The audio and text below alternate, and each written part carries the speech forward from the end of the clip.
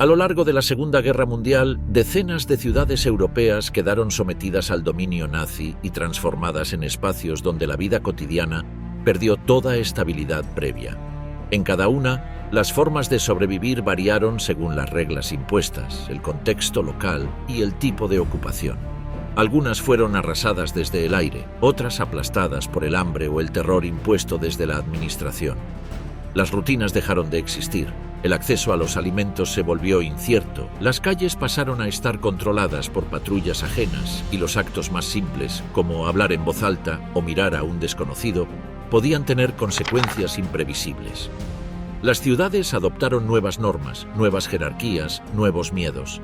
Cada caso ofrece una mirada distinta a las dinámicas impuestas por el régimen nazi sobre territorios que ya no les pertenecían a sus habitantes. Lo que ocurrió en estas urbes revela una dimensión íntima y directa de la guerra, donde no se trataba de estrategias ni frentes, sino de lo que significaba simplemente permanecer con vida en medio de una ocupación total. Varsovia, una ciudad partida en dos.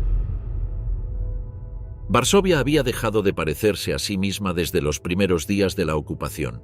La llegada de las tropas alemanas en septiembre de 1939 marcó un punto sin retorno y desde entonces todo lo que había sido reconocible comenzó a transformarse.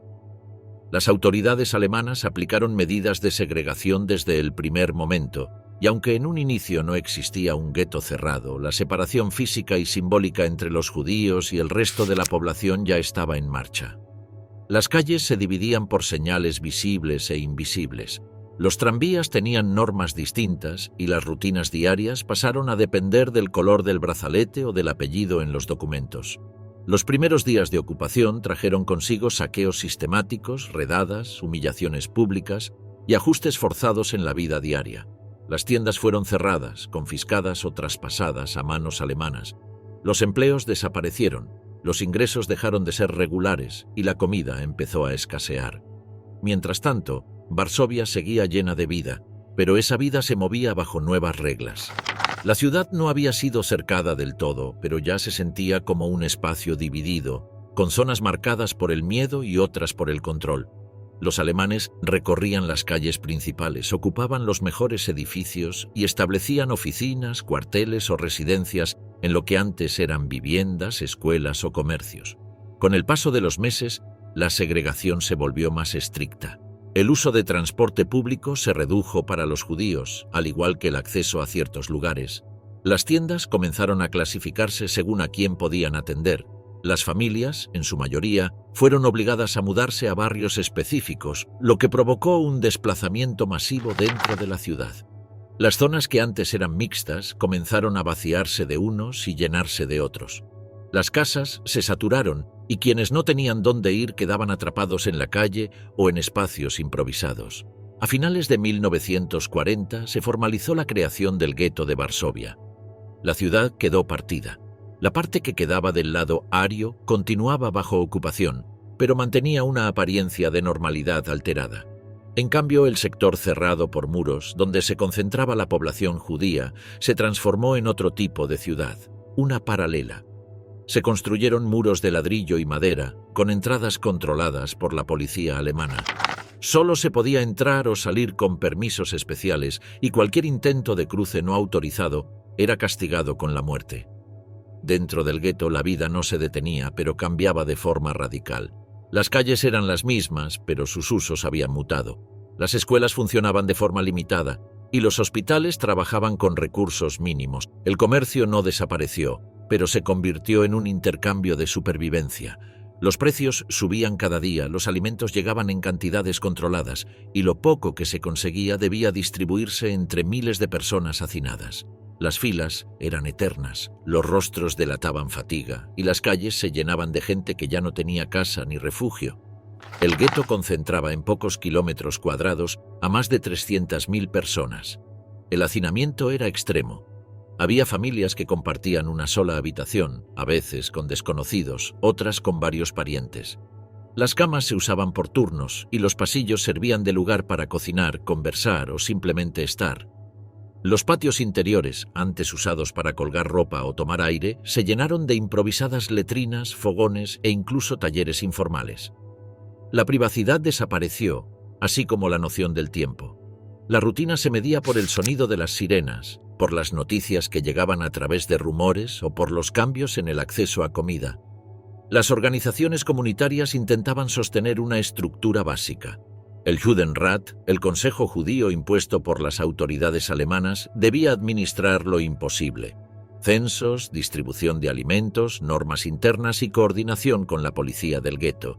No era una institución autónoma ni contaba con poder real, debía obedecer órdenes, entregar listas, ejecutar disposiciones que venían de fuera. A pesar de eso, había quienes dentro del gueto intentaban mantener una red de ayuda.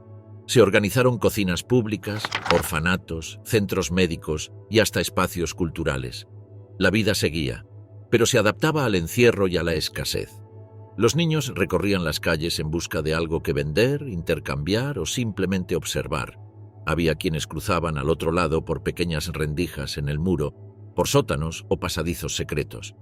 Algunos lo hacían para llevar pan, otros para informar y varios nunca regresaban. El contrabando era una de las pocas formas de subsistencia.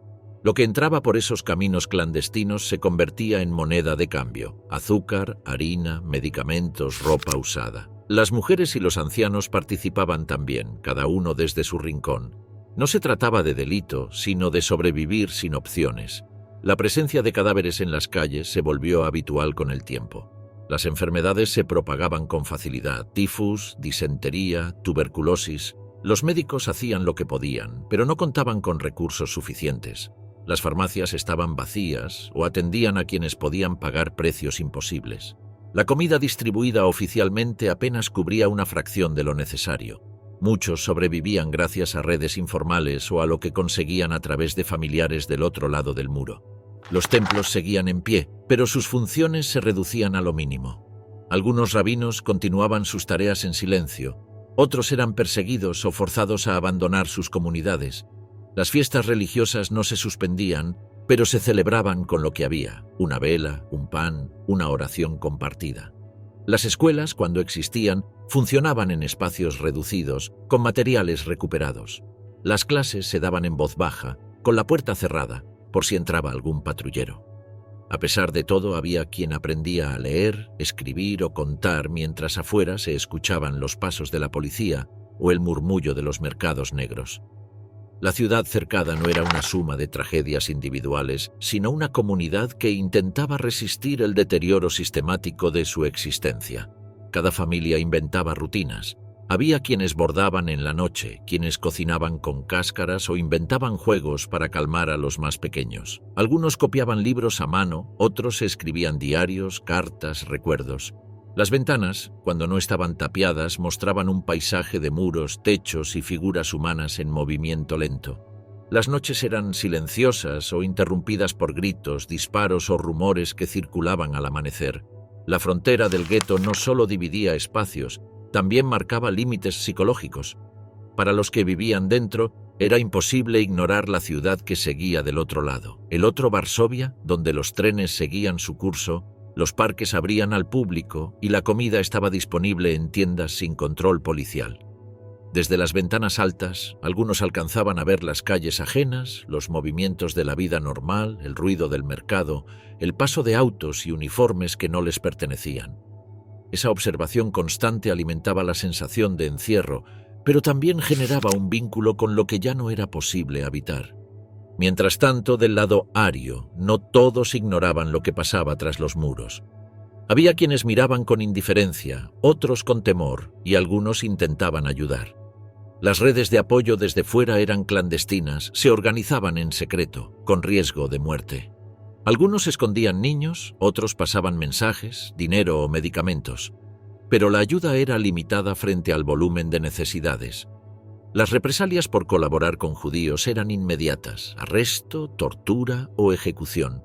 El miedo hacía que muchos se mantuvieran al margen.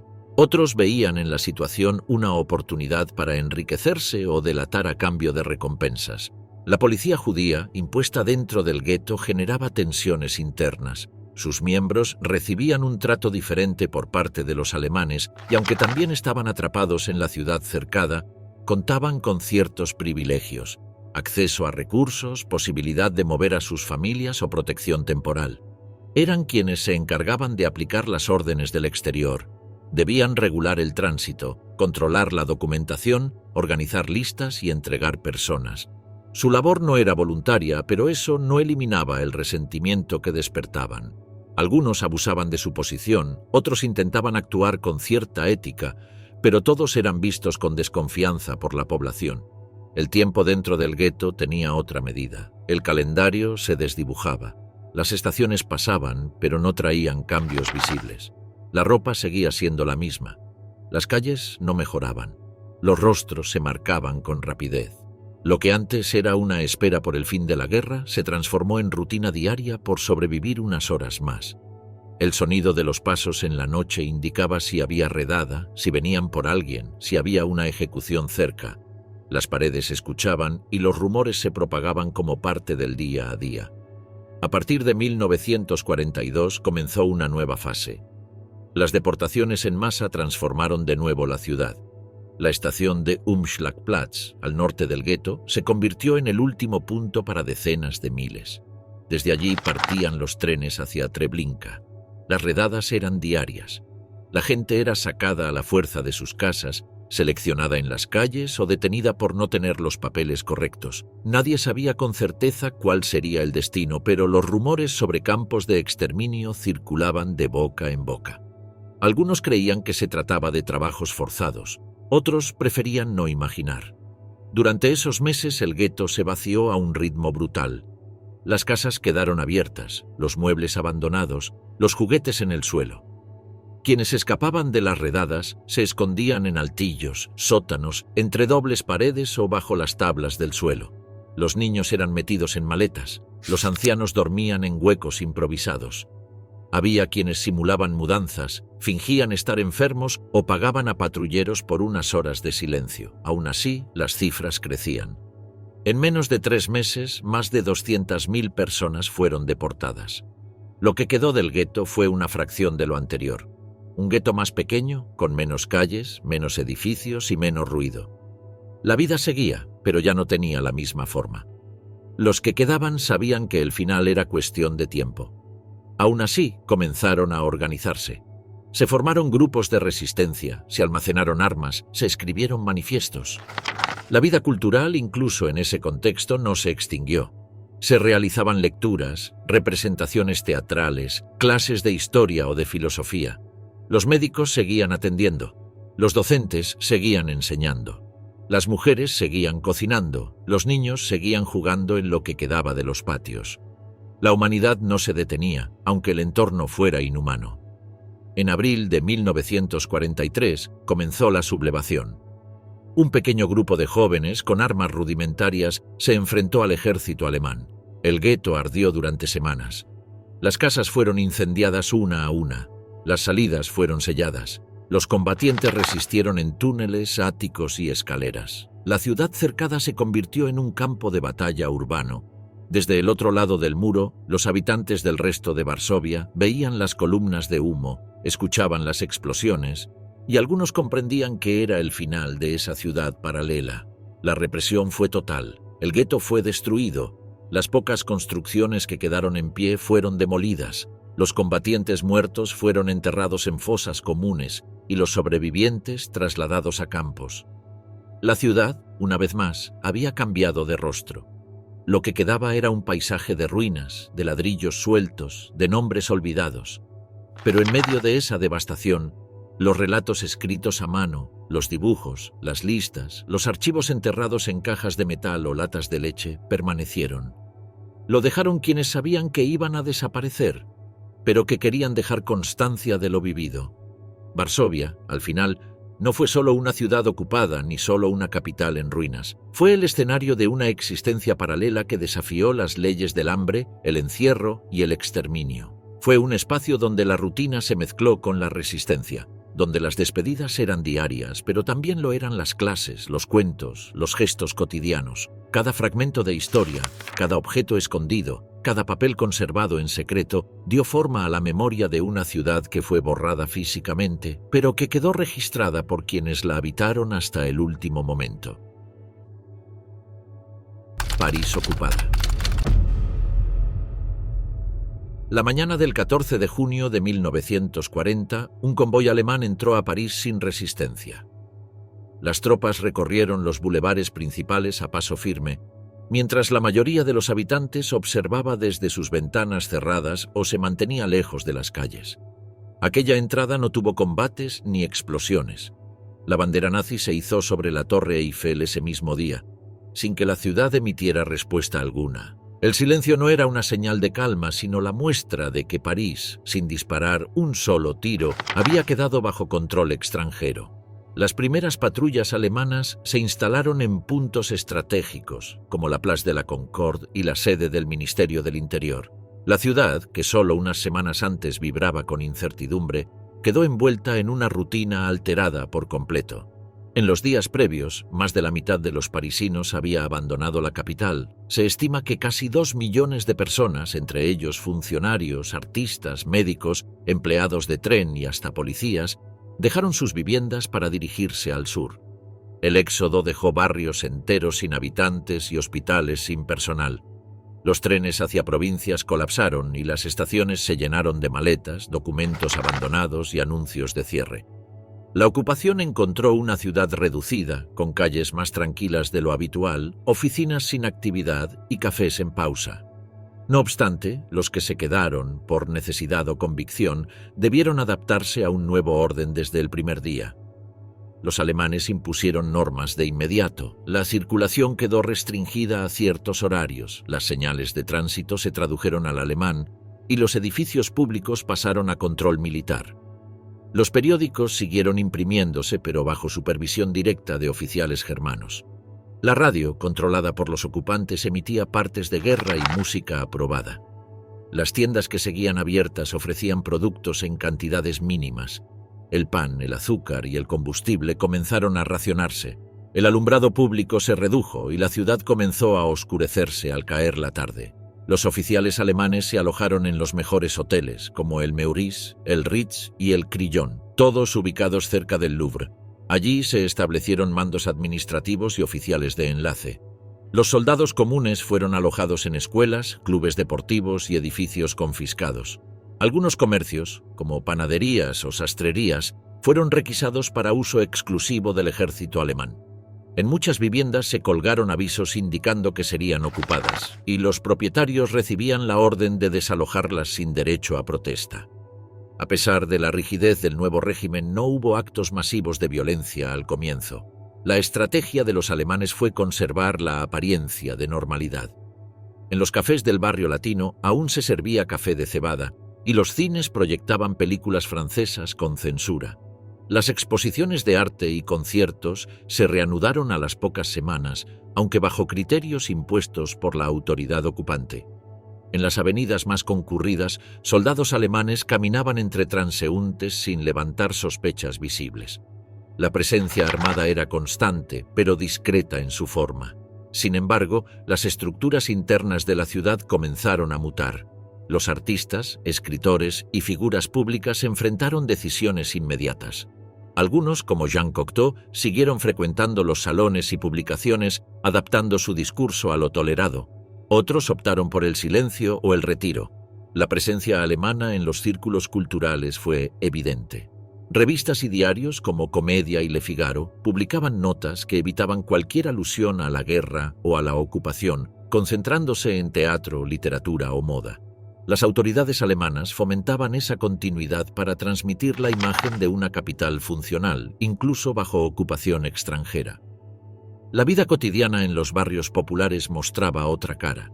Las colas en las panaderías aumentaban y las autoridades de Vichy comenzaron a implementar el sistema de cartillas de racionamiento.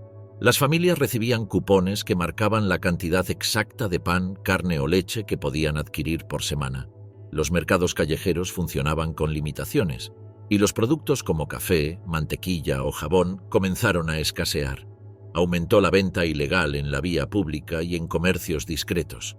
El mercado negro no tardó en expandirse. En los primeros meses, las detenciones eran esporádicas y dirigidas a casos específicos. Personas denunciadas por declaraciones ofensivas, sospechosos de actividades políticas o ciudadanos que incumplían las normas de movilidad. La policía francesa, subordinada pero operativa, mantenía una estructura propia. A medida que pasaban las semanas, los controles aumentaron y comenzaron las requisas de documentos en estaciones y cruces estratégicos. Aunque no se aplicaron leyes raciales de inmediato, ya circulaban rumores sobre registros y censos dirigidos a la comunidad judía. La comunidad judía de París, que superaba las 200.000 personas antes de la guerra, empezó a sentir los efectos de la ocupación desde mediados de 1940. Las tiendas regentadas por judíos fueron marcadas en registros internos y se les exigió llevar carteles que indicaran su origen. Aún no se imponía la estrella amarilla, pero la presión administrativa crecía.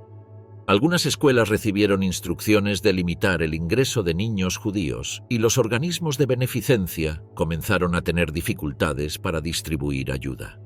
Los cafés y restaurantes de alta gama siguieron funcionando, aunque con cartas reducidas. La clientela en muchos casos incluía oficiales alemanes, colaboradores franceses y figuras del mundo editorial. En algunos círculos se generó una rutina social que ignoraba la situación general. Las noches en Montparnasse y Montmartre no desaparecieron del todo, pero sus asistentes cambiaron. La música en vivo se mantuvo en ciertos clubes, siempre que no incluyera temas prohibidos o intérpretes no aprobados. Las autoridades de ocupación permitían cierto margen cultural si esto ayudaba a sostener la calma pública. Las estaciones de tren funcionaban con normalidad aparente, pero bajo control absoluto. Se prohibió tomar fotografías y los horarios fueron reducidos. Muchos trenes se reservaban para uso militar. La correspondencia postal seguía su curso, aunque era leída y censurada. El teléfono público era monitoreado y las líneas privadas eran intervenidas si surgía alguna sospecha. El miedo se manifestaba en la forma de hablar, de evitar temas y de reducir contactos. En las casas, la radio inglesa comenzó a escucharse en secreto. Las escuelas reanudaron actividades en septiembre bajo nuevas directrices. Algunos profesores fueron reemplazados y los contenidos fueron revisados. Se priorizaban los valores del Estado francés, con énfasis en el orden, el deber y la familia. Las clases de historia y literatura omitían todo lo que pudiera generar tensiones. Los niños crecían con reglas que los obligaban a ver lo que ocurría como parte de una nueva normalidad. Las bibliotecas cerraron por un tiempo y reabrieron con colecciones revisadas. Las librerías retiraron títulos por orden escrita de la administración militar. La ciudad conservaba su estructura, pero sus ritmos y formas ya no eran los mismos. A pesar de que no hubo bombardeos ni destrucción masiva, París vivía en otro tiempo, con una presencia extranjera que lo impregnaba todo. Las fachadas seguían siendo las mismas, pero detrás de cada vitrina, cada mostrador, cada escritorio, las reglas habían cambiado. Con el paso de los meses, la ciudad fue adoptando una rutina distorsionada por la ocupación. Los ruidos ya no causaban la misma alerta y los rostros uniformados se volvieron parte del paisaje. Lo que al principio parecía una situación temporal se convirtió en una estructura estable. La administración local operaba dentro de los márgenes impuestos por el ocupante y las decisiones más relevantes pasaban por la supervisión alemana. En apariencia, la capital seguía funcionando, pero bajo un control progresivo que modificaba cada aspecto de la vida urbana. Las prioridades cambiaron. No se trataba de avanzar, sino de sostener lo que quedaba. Los artistas y escritores que permanecieron en la ciudad enfrentaron dilemas constantes.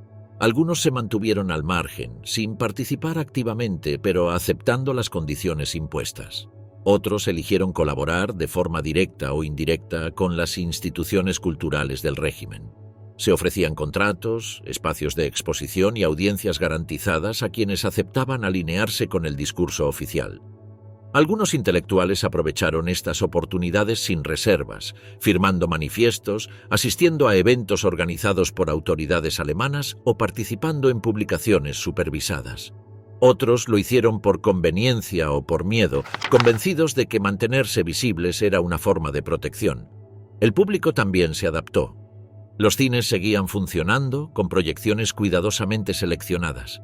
Las librerías ofrecían títulos permitidos y las emisoras reproducían discursos oficiales junto a música clásica o programas de entretenimiento.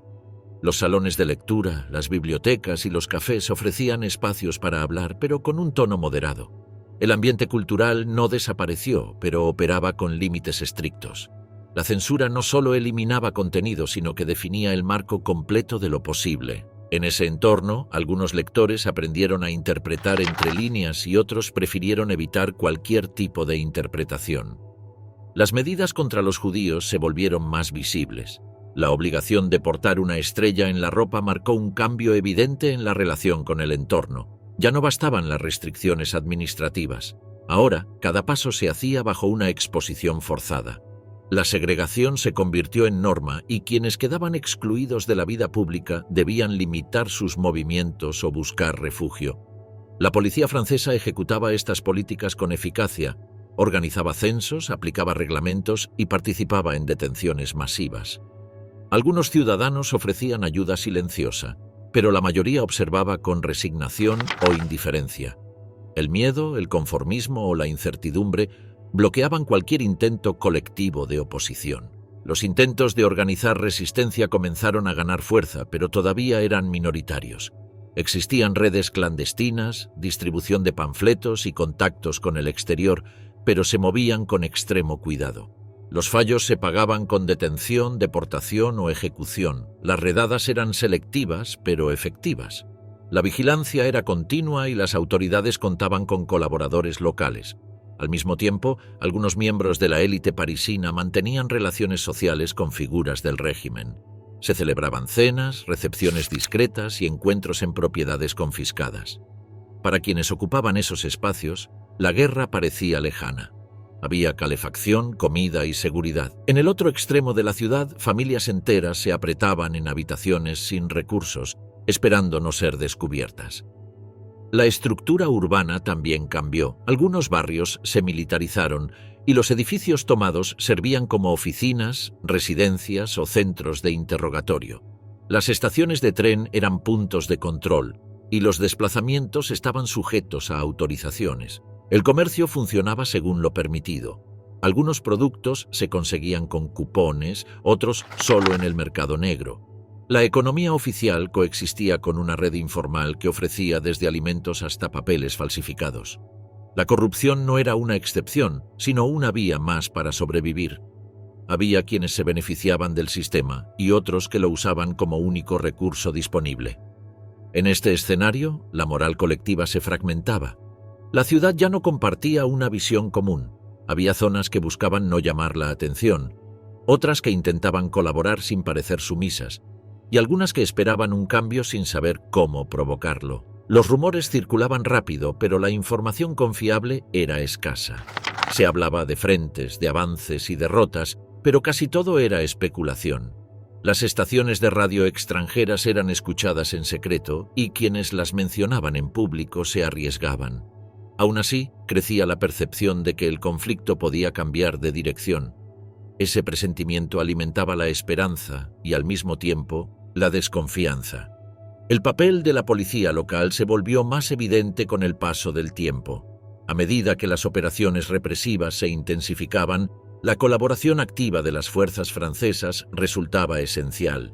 Desde el patrullaje cotidiano hasta la ejecución de órdenes de arresto, los agentes participaban de manera directa en las acciones del régimen. La identificación de familias, la clasificación por origen y la coordinación de traslados eran tareas gestionadas desde oficinas locales. Esto generaba tensión interna, pero no desató enfrentamientos. La disciplina institucional prevalecía sobre cualquier tipo de disenso. Hacia el final de la ocupación, la ciudad mostraba signos visibles de desgaste. Aunque no había sido arrasada, sus habitantes vivían en un estado de agotamiento.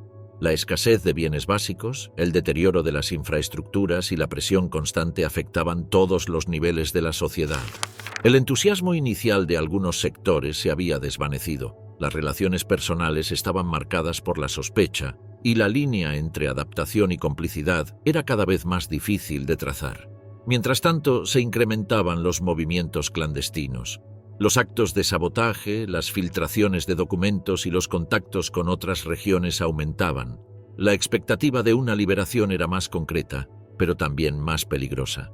En los últimos meses, los controles se volvieron más severos, las detenciones eran más frecuentes y los rumores sobre deportaciones masivas circulaban con mayor fuerza.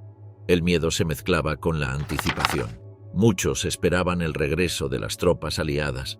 Otros temían represalias internas una vez que el poder cambiara de manos.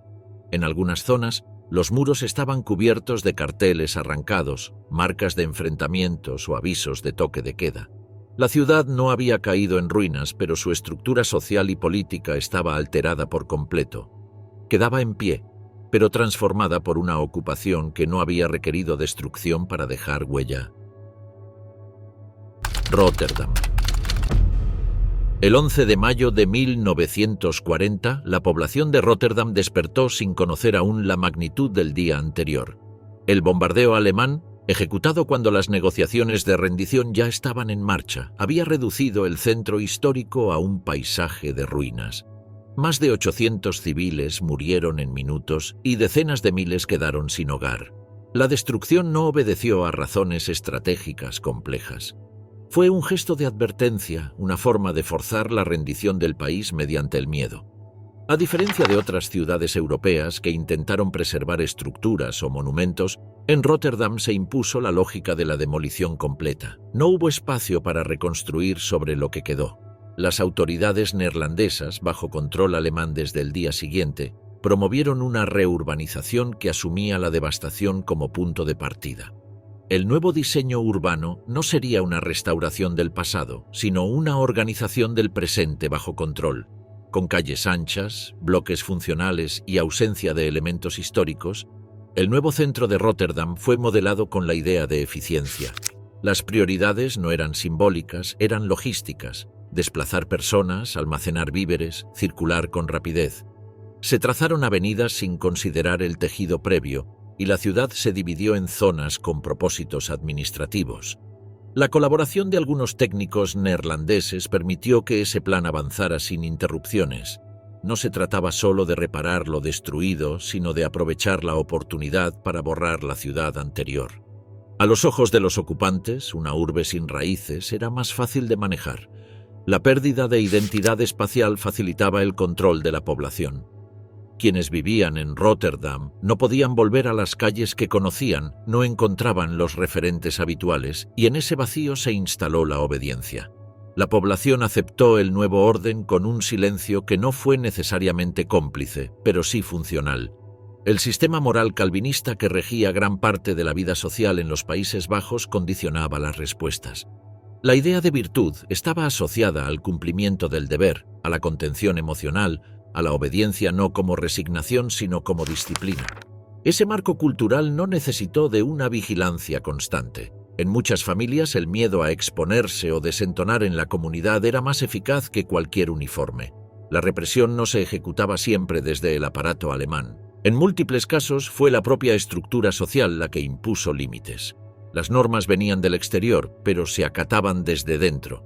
El trauma del bombardeo también dejó una marca visible en las actitudes cotidianas. La gente no olvidó que un acto de desobediencia o demora por parte del gobierno había resultado en la destrucción total de una ciudad. Desde entonces, muchas decisiones individuales se tomaron con ese precedente en mente. Se pensaba que cualquier resistencia, aunque moralmente válida, podía traer consecuencias desproporcionadas. Esa lógica de supervivencia fue internalizada. Las colas para racionamiento se hacían en orden. Las restricciones de movilidad se aceptaban con docilidad. No se trataba de confianza en los ocupantes, sino de un cálculo sobre el peligro real de interrumpir la rutina impuesta. En los primeros meses de ocupación, se evitó una intervención directa y visible de los alemanes en la vida civil. Los nazis comprendieron que una ciudad traumatizada podía ser manejada sin excesiva presión, siempre que se mantuviera la apariencia de normalidad. Se permitió que las estructuras locales continuaran funcionando con supervisión externa. Esa estrategia produjo un efecto específico en Róterdam: la sensación de que no había alternativa. La obediencia era una elección racional, no una imposición explícita. No se veía a soldados en cada esquina, pero se sabía que el margen de error era mínimo. Los cambios en la vida urbana no se limitaron a la arquitectura. Los mercados informales crecieron como única respuesta a la escasez planificada. La comida oficial no alcanzaba y se desarrolló una red paralela de intercambio que evitaba la exposición pública. El comercio de alimentos, carbón y artículos de primera necesidad se volvió una actividad silenciosa, casi ritual. La ciudad se organizó en pequeñas alianzas, grupos familiares o vecinales que operaban con reglas propias. Las relaciones sociales dejaron de depender de instituciones y pasaron a basarse en la confianza mínima. En ese contexto, la delación era un riesgo permanente. La represión no necesitaba ser masiva, bastaban casos aislados para marcar los límites. Algunas detenciones públicas, expulsiones o ejecuciones específicas reforzaban la idea de que no convenía desobedecer. No se trataba de números, sino de símbolos. En un entorno donde todos compartían el miedo, la historia de una familia arrasada por ocultar a alguien era suficiente para disuadir a las demás. La obediencia funcionaba como forma de autoprotección, no porque se creyera en el sistema, sino porque se temía el colapso personal.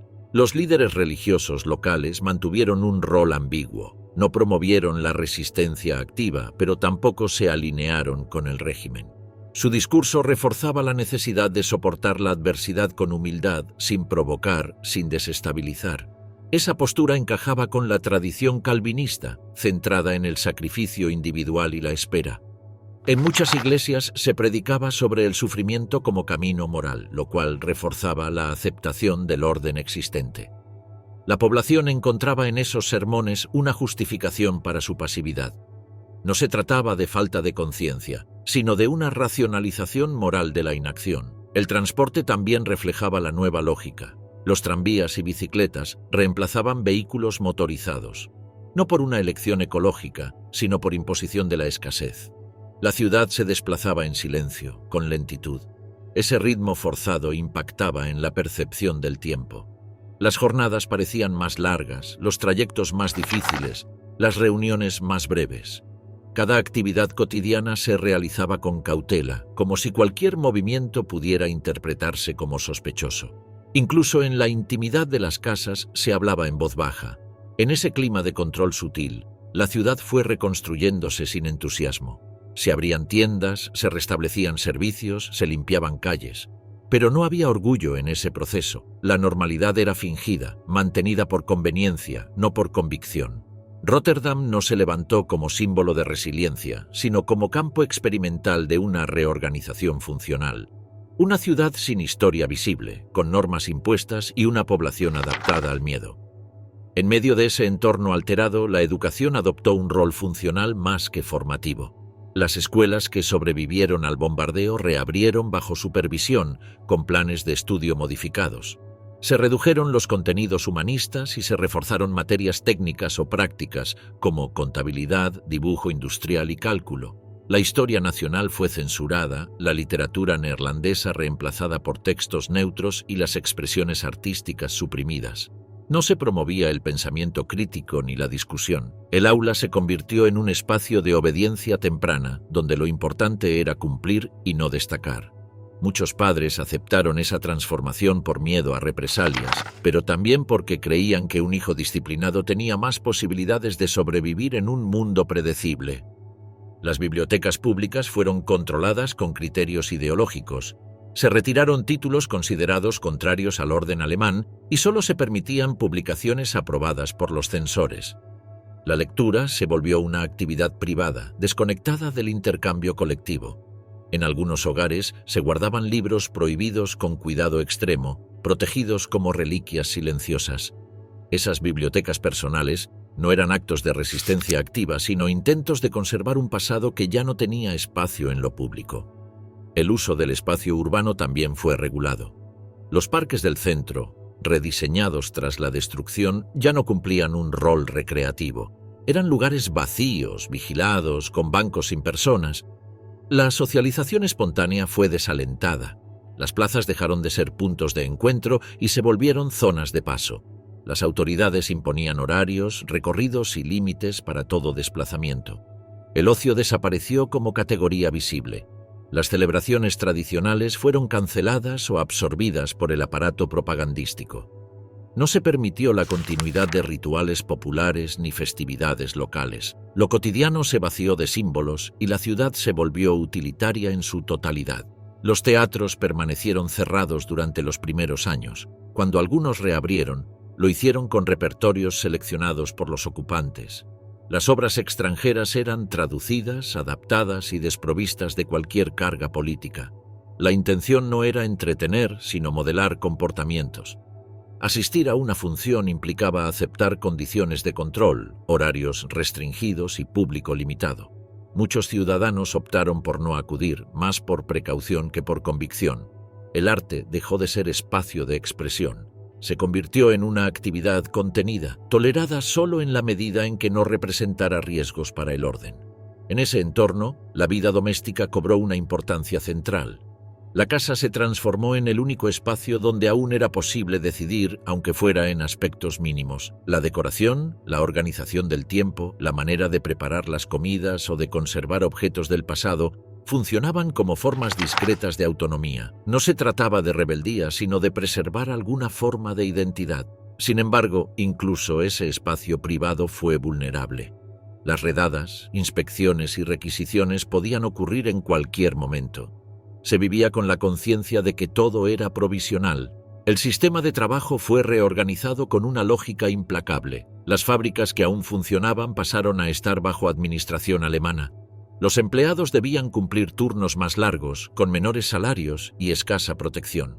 La producción se orientó a abastecer al régimen y cualquier forma de ineficiencia era penalizada. Se suprimieron sindicatos, se eliminaron derechos laborales y se establecieron cuotas obligatorias. El ausentismo era considerado sabotaje. Aunque algunos obreros lograban negociar condiciones mínimas, la mayoría aceptó las nuevas reglas por pura necesidad. El desempleo no era una opción viable. Quedarse sin trabajo significaba perder acceso a raciones, vivienda o documentos legales. En los barrios periféricos, donde el control era menos visible, surgieron redes de apoyo mutuo que operaban en secreto. Algunas familias compartían alimentos, otras escondían a personas buscadas, y otras simplemente intercambiaban información sobre registros o inspecciones inminentes. Estas redes no respondían a una ideología común, sino a la necesidad de protegerse entre conocidos. Eran alianzas prácticas, frágiles y cambiantes, donde la confianza se medía en actos concretos. La delación era una amenaza constante. Bastaba una denuncia anónima para desmantelar cualquier intento de colaboración. La vigilancia no se realizaba solo desde arriba. Muchos ciudadanos actuaban como ojos del régimen, motivados por miedo, oportunismo o convencimiento. Algunos informaban sobre sus vecinos para ganar privilegios, otros lo hacían para evitar sospechas. Esa dinámica quebró los vínculos tradicionales, las comunidades se fragmentaron en círculos cerrados, las conversaciones se volvieron breves, las visitas escasas y la cortesía superficial. Nadie sabía con certeza quién podía escucharlo ni con qué consecuencias. Los jóvenes crecieron en ese ambiente bajo una doble presión, la moral del hogar y la disciplina externa. Se les exigía obediencia sin cuestionamientos, pero también entusiasmo por el nuevo orden. Algunos fueron reclutados en organizaciones juveniles vinculadas al régimen, donde aprendían a desfilar, obedecer órdenes y repetir consignas. La formación no se centraba en habilidades, sino en lealtad. Las familias aceptaban esa participación por temor a represalias o por creer que así protegían a sus hijos. La infancia se vivió con una madurez forzada, donde la espontaneidad era reemplazada por vigilancia temprana. El idioma también fue una herramienta de control. Se restringió el uso público del neerlandés en determinados espacios oficiales y se promovió el alemán como lengua dominante. Aunque esta imposición no se aplicó de forma total, generó un cambio sutil en la vida diaria. Los carteles, avisos y formularios administrativos pasaron a escribirse en alemán. Muchos comerciantes adoptaron nombres germanizados en sus negocios para evitar problemas. En las escuelas, los saludos obligatorios y las consignas eran dictados en la lengua del ocupante. La adaptación lingüística fue una forma más de obediencia invisible. La prensa funcionó como canal de propaganda, sin margen para el disenso. Los periódicos locales fueron cerrados o absorbidos por órganos controlados. Las noticias omitían los abusos, glorificaban las acciones del régimen y presentaban la situación como estable. Se construyó un relato donde la ciudad progresaba gracias al orden impuesto. La falta de medios alternativos consolidó esa narrativa. A falta de pruebas visibles de lo contrario, muchos aceptaban esa versión por inercia. El acceso a radios extranjeras fue penalizado. Escuchar una emisora prohibida podía derivar en arresto. Así, la información dejó de ser un derecho. Se convirtió en privilegio peligroso. Con el paso de los años, la ciudad modificada por la ocupación fue asumida como paisaje cotidiano. Las nuevas avenidas, los bloques funcionales, la falta de historia visible, las normas internas de silencio y precaución formaban parte del día a día. No había entusiasmo ni orgullo, solo permanencia. Sobrevivir implicaba adaptarse, no transformar. La obediencia, la contención y la rutina fueron herramientas útiles en un contexto sin alternativas claras. Así, Rotterdam no fue símbolo de resistencia abierta ni de colaboración activa. Fue un espacio moldeado por el miedo, por la reorganización forzada y por la lógica práctica de quienes comprendieron que, bajo ciertas condiciones, acatar podía ser la única forma de seguir existiendo. Praga, la maquinaria del miedo. Durante la ocupación alemana, Praga no fue simplemente una ciudad bajo control extranjero, sino un espacio moldeado meticulosamente por una administración que convirtió el miedo en herramienta de gobierno. Desde los primeros meses, el aparato represivo germano operó con precisión quirúrgica, transformando la rutina urbana en un entorno donde toda conducta era observada, registrada y, de ser necesario, castigada. No se trataba solo de controlar a la población, sino de moldear su comportamiento a través del miedo constante. El ascenso de Reinhard Heydrich como protector del Reich en Bohemia y Moravia marcó un punto de inflexión. A su llegada en septiembre de 1941, el régimen pasó de una administración autoritaria a un modelo de ocupación sistemática centrado en la eliminación de toda resistencia, incluso la potencial. Su primera acción fue declarar el estado de emergencia y promulgar una serie de normativas que suspendían derechos fundamentales. Los arrestos preventivos se multiplicaron y se reactivaron sentencias de muerte previamente pospuestas. La Gestapo tenía instrucciones claras: neutralizar cualquier forma de disenso, desde sabotajes organizados hasta comentarios subversivos realizados en voz baja. La estructura de control se extendía desde las oficinas centrales del Castillo de Praga hasta los callejones más apartados. La red de informantes se incrementó considerablemente, con ciudadanos incentivados a denunciar cualquier comportamiento sospechoso. En las fábricas, en las escuelas y en los edificios residenciales era habitual que un trabajador, un vecino o incluso un familiar fuera captado como colaborador. Las cartas eran abiertas, las llamadas monitoreadas y las visitas registradas. El mensaje era claro: cualquier palabra podía convertirse en evidencia, cualquier gesto malinterpretado en prueba de culpabilidad. El número de ejecuciones creció de manera alarmante. A diferencia de los primeros años de ocupación, cuando se imponían penas de prisión o trabajos forzados, bajo Heydrich la sentencia de muerte se convirtió en la solución preferida. No había necesidad de demostrar culpabilidad más allá de una sospecha fundada. En una semana de su mandato, más de 180 personas fueron ejecutadas públicamente o en secreto. Las familias no eran notificadas y los cuerpos no eran devueltos. La desaparición sin rastro se convirtió en parte del castigo. El objetivo no era únicamente eliminar al individuo, sino dejar un vacío que desestabilizara a su entorno. La vigilancia se aplicaba también a la vida institucional. Las universidades, que en otro tiempo fueron centros de pensamiento y debate, se transformaron en espacios silenciosos y temerosos. Las actividades estudiantiles fueron suspendidas indefinidamente. Los profesores debían someter sus lecciones a revisión previa, evitando cualquier referencia histórica, política o literaria que pudiera considerarse ambigua. Algunos departamentos fueron clausurados por completo y los campus permanecían bajo patrullaje regular. Lo que antes era un bastión cultural, ahora servía como recordatorio de lo que se había perdido. Heydrich no necesitó desplegar un ejército para imponer obediencia. Bastó con que las normas fueran impredecibles y las consecuencias brutales. El régimen evitaba aplicar reglas fijas, prefería mantener un margen de ambigüedad que paralizara a la población. Nadie sabía con certeza qué era permitido y qué no. Ese margen de incertidumbre generaba un estado permanente de alerta, donde lo más seguro era no actuar, no hablar, no confiar. La ciudad se volvió un espacio donde el silencio era preferido al riesgo y la pasividad al cuestionamiento. Las campañas de propaganda reforzaban esta atmósfera. Carteles con mensajes amenazantes eran colocados en estaciones de tranvía, mercados y portales de edificios. En ellos se advertía que la colaboración con los enemigos del Reich sería castigada sin excepción. Los noticieros proyectaban imágenes de ejecuciones sumarias acompañadas de voces narrando los crímenes cometidos por quienes, según la versión oficial, intentaron desestabilizar la paz. Incluso los periódicos locales debían publicar listas de condenados con sus nombres completos y acusaciones genéricas para dejar constancia de que ningún ciudadano estaba por fuera del radar de las autoridades. El Castillo de Praga, centro simbólico del poder, funcionaba como eje de coordinación del sistema de control. Desde allí se emitían órdenes, se recibían reportes y se decidía el destino de cientos de personas cada semana. Heydrich mantenía reuniones frecuentes con jefes de policía, oficiales del ejército y responsables de la administración civil. No solo se trataba de reprimir, sino de diseñar una ocupación funcional, sin fisuras, que no requiriera tropas masivas en las calles.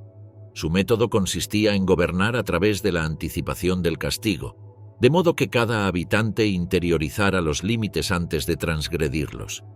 El miedo se filtró también en los aspectos más cotidianos. Las tiendas debían cerrar a horas específicas, las reuniones familiares no podían exceder un número de asistentes y la tenencia de ciertos alimentos o herramientas era causa de interrogatorio. La vigilancia se extendía incluso a las celebraciones religiosas, donde sacerdotes eran instruidos para omitir referencias que pudieran interpretarse como oposición velada.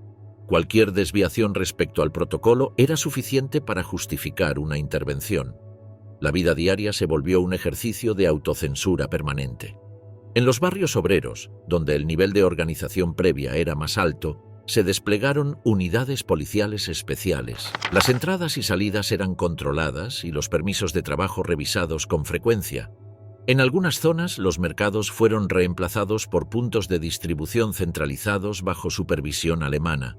El objetivo era doble: limitar el intercambio no autorizado y facilitar la identificación de posibles contactos subversivos. Cada transacción era observada, cada entrega anotada, cada ausencia reportada. Las comunidades dejaron de ser redes de apoyo para convertirse en campos minados de sospecha. En pocos meses, Heydrich logró lo que la fuerza bruta por sí sola no había conseguido: paralizar a una población entera sin necesidad de enfrentamientos abiertos. Praga, sin dejar de ser una ciudad viva, pasó a ser una ciudad quieta. Los tranvías seguían circulando, los niños asistían a clases, los obreros acudían a sus turnos, pero todo ocurría en un marco de resignación colectiva donde la obediencia no era una elección, sino una condición de supervivencia. Durante el gobierno de Heydrich, Praga se convirtió en un laboratorio de control total. La administración checa siguió operando, pero vaciada de poder real. Las decisiones relevantes eran supervisadas directamente desde el castillo. La obediencia administrativa no era simbólica, sino obligatoria. La policía local fue integrada en los sistemas de vigilancia del Reich, con instrucciones precisas para reportar movimientos sospechosos y cumplir tareas de represión sin cuestionamientos. Los barrios fueron divididos en sectores con responsables asignados. Cada incidente, visita, compra o ausencia quedaba registrado. Las escuelas, iglesias y hospitales alimentaban un flujo de datos constante. El sistema no necesitaba castigos masivos, bastaban desapariciones selectivas para inducir el miedo. Muchos eran llevados a instalaciones lejanas sin dejar rastro. El silencio en torno a esas ausencias reforzaba la autocensura. Las ejecuciones públicas eran pocas, pero cuidadosamente comunicadas. La prensa local las mostraba como medidas técnicas. La radio recalcaba la estabilidad que generaban.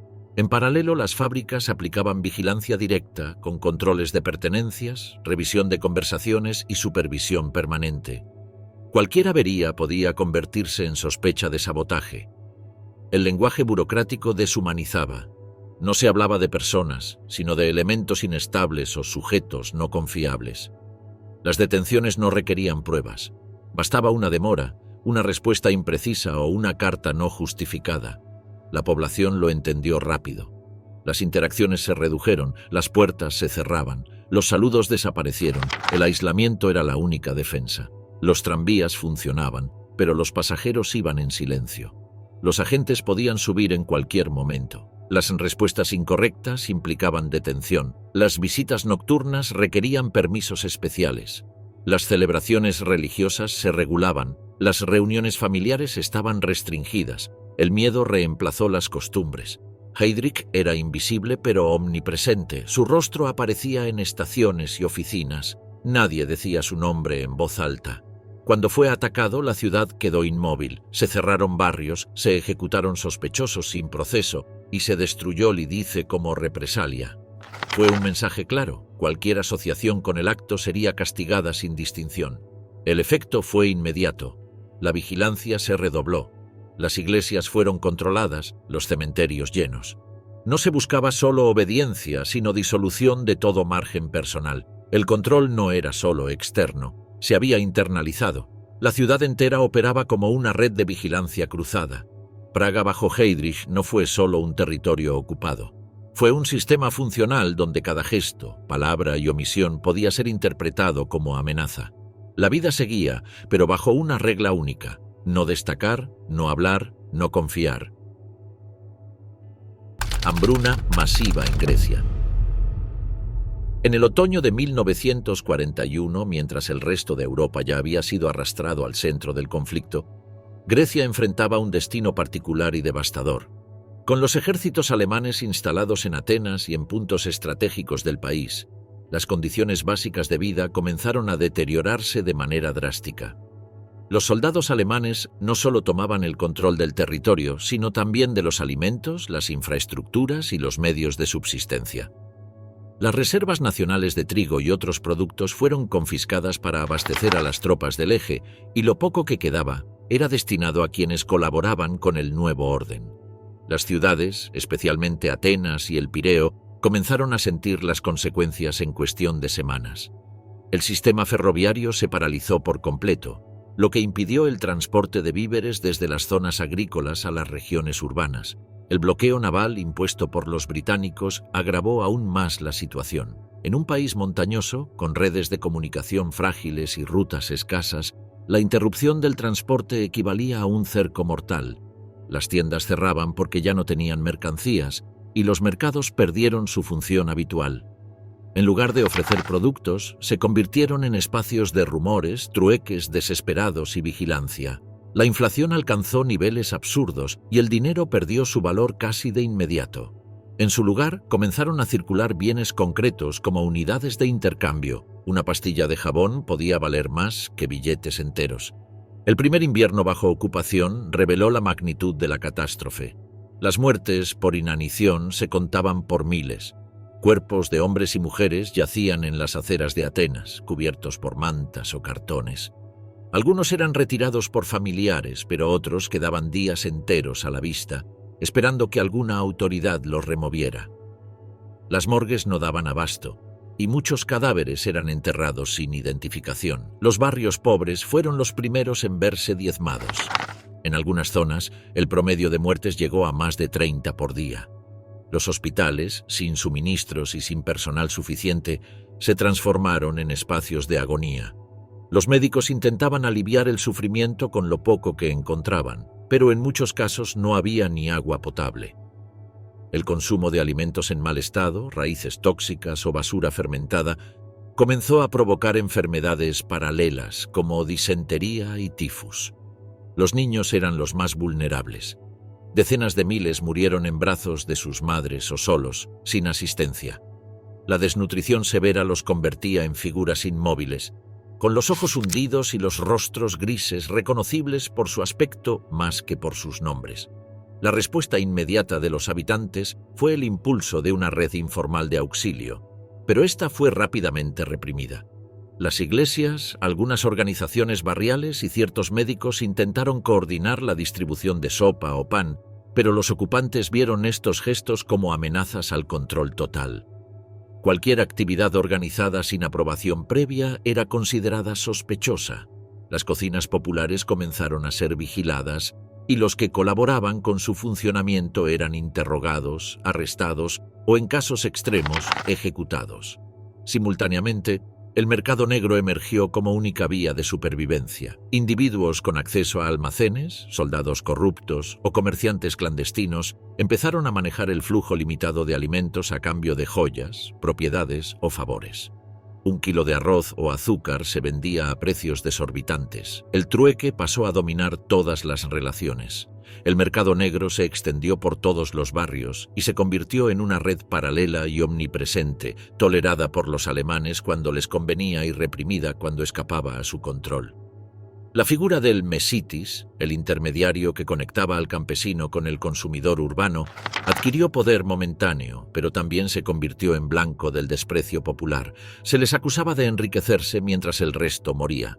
La desesperación llegó a niveles tan extremos que algunos saqueaban a estos intermediarios o los denunciaban a los ocupantes para luego ocupar su lugar.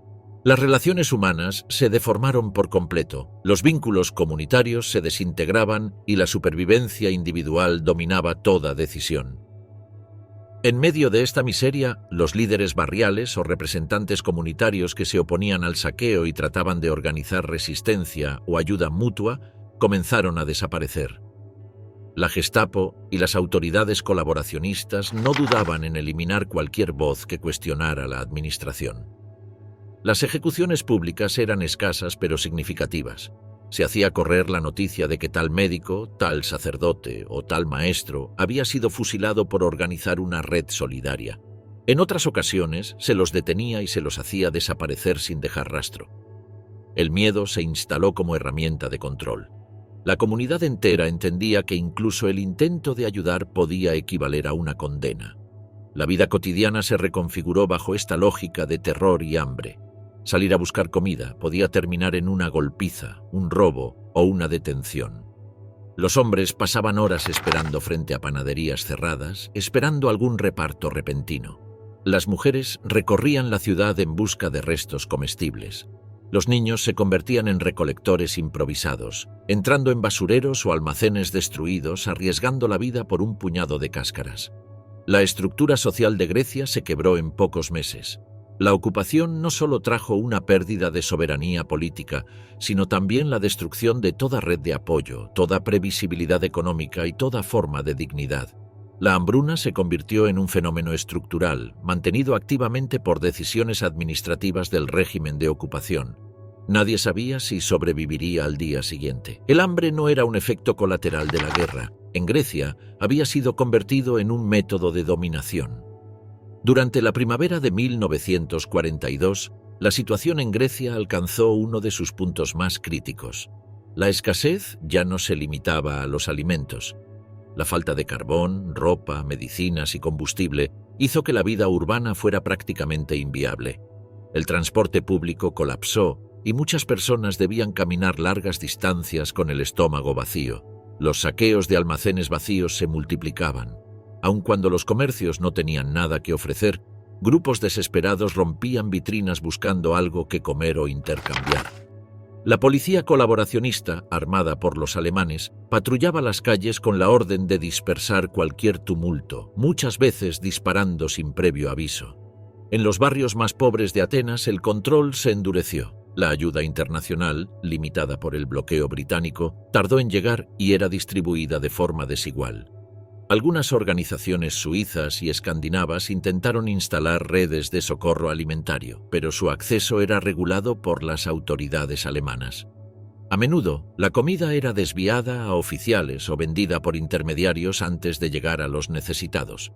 Las promesas de auxilio generaban más frustración que alivio. Mientras tanto, la presencia de cuerpos sin vida en las calles dejó de ser noticia. Se volvió parte del paisaje urbano. La población, física y moralmente quebrada, apenas reaccionaba.